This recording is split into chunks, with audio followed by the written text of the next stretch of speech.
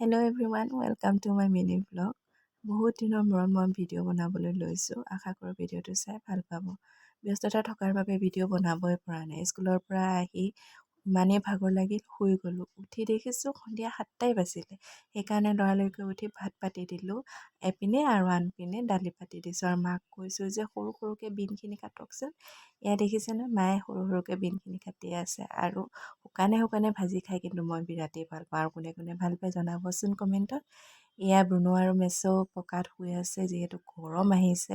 সিহঁতি কিন্তু বৰ কষ্ট পায় গৰম দিনত, দেখিও বেয়াও লাগে।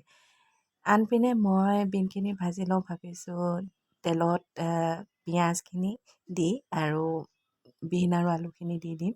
এয়া মই লাহে লাহে শুকানে ভাজি ল'ম। আনপিনে মাছ ফ্ৰাই কৰি আছোঁ। আজি যিহেতু মঙলবাৰ, সেইকাৰণে মই আৰু ভাইটিয়ে মাছ নাখাওঁ। এয়া মাছ মাৰ কাৰণে আৰু আমাৰ পোৱালিকেইটাৰ কাৰণে, মানে ডগী পোৱালিকেইটাৰ কাৰণে। ব্যস্ত থকাৰ কাৰণে লাইফটো ইমান হেক্টিক হৈ গৈছে নহয়, নিজৰ কাৰণে সময় উলিয়াবই পৰা নাই।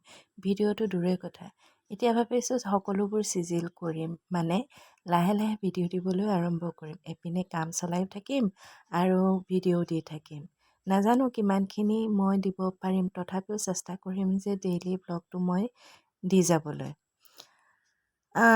এয়া লাহে লাহে মই সকলোবোৰ বনাই আছোঁ। আৰু বনাই হৈ যোৱাৰ পাছত মেছো আৰু ব্ৰুনক ভাত খাবলৈ দি দিছোঁ। লগতে চেৰুকো দিছোঁ, মানে আমাৰ 3টা ডগী আছে।